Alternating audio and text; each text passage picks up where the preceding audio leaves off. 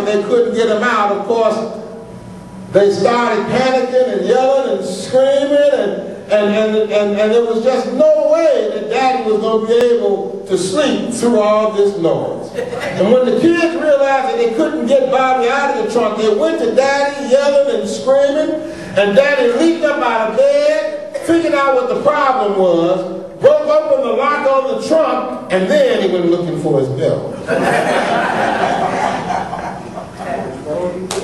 He was going to find some peace that day. Even if he had to whip 4 behind to do it.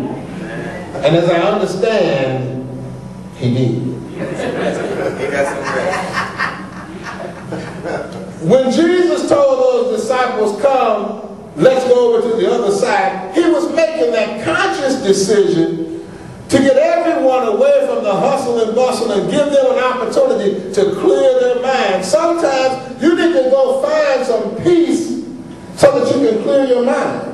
Wow. So that they can relax and prepare themselves for their next ministry opportunity. Wow. Both Luke chapter 8 and Mark chapter 4 talk to us about how after they had done so much ministry for those days and hours on end, and Jesus made that conscious decision to get that peace and quiet for a little bit. Luke chapter 8, beginning at verse 22, put it this way. It said, now it came to pass on a certain day that he went into the ship with his disciples, and he said to them, let's go over to the other side of the lake. And they launched forth, means the boat started to travel. They started on their travel. And then verse 23 says, but as they sailed, he, Jesus, fell asleep. Well, Jesus found that rest. Jesus found that peace. One passage of scripture says he was laying on a pillow, fast asleep. Wow. But even as they were trying to find this peace and this comfort and this relaxation, a storm began to brew on the sea. How many of you know that either you're in a storm, you just came out of a storm, or you're going to a storm? Storms, if you look at meteorology and you look at the earth, there's a storm going on somewhere 24 hours a day, amen? The earth can never get away from storms, and life is the same way too.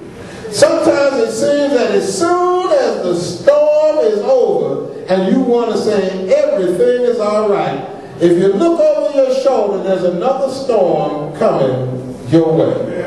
The disciples were on the boat along with Jesus, and Jesus was resting and he was out like a light. And this storm began to brew on the sea. And you know, sometimes, most times, the worst place to be in a storm is out on the water. Amen? Amen. And the Bible tells us that the storm got worse and worse, and says that the boat began to fill up with water. Wow. Now, can you imagine that? Here you are on a boat in the middle of a storm, and the water is coming up to your knees. Wow. This was long before the Titanic, church. This boat was going to go down if this water got any worse. Wow. This storm was tossing the boat to and fro, and the disciples were being tossed from one side of the ship to the other. Wow. Water was all over the place, and the Bible tells us that down in the underpart, the belly of the ship, there was Jesus snoring. Well, Jesus was resting. Jesus was relaxing. Yeah. Jesus was getting his rest. Amen? Amen. Jesus was finding that peace. Wow. But then it tells us that in Mark chapter 4 and verse 37, the story goes on to say, and then when that storm came and the waves began to beat the ship and it was full, and Jesus was in the hinder part of the ship asleep on a pillow. Yeah. And the disciples went down there and looked at Jesus, rested. And I can imagine, this is the gospel according to me now, I can imagine that Peter and Matthew and James and John went down there and looked at Jesus.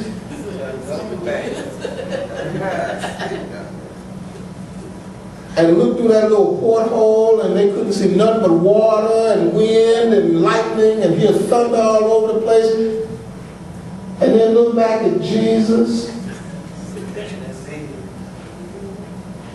And look back out there and see all that rain and all that water and that storm brewing, and they couldn't even stand there with them because the storm had them going from one side of the boat to the other.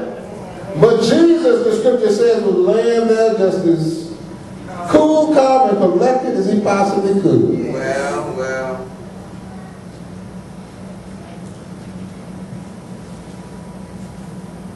And then they got enough nerve.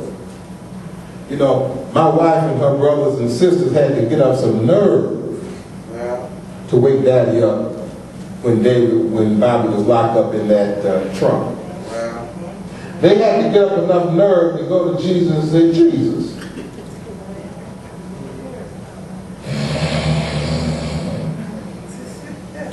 Jesus! Look, now I know this brother hears me. Master!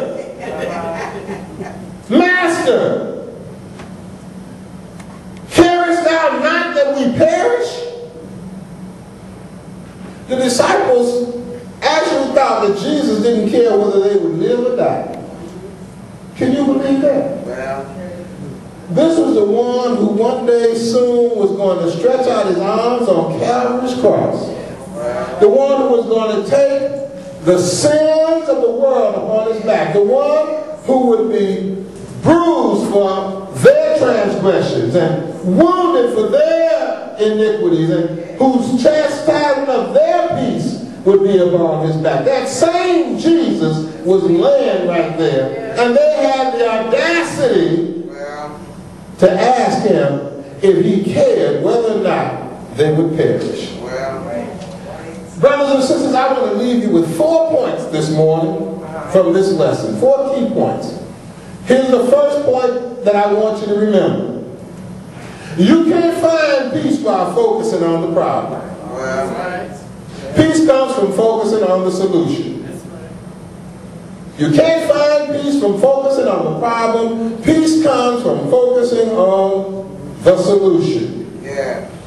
When they called me into the office back on July 1st and told me that they were closing our entire unit and that everybody was about to be laid off, the people in the office couldn't believe how calm I was and how relaxed I was. Because for days, everybody in the building, 2,500 people or more, had been on pins and needles because they had heard the rumors and they had heard the scuttlebutt about what was going to happen and who it was going to happen to.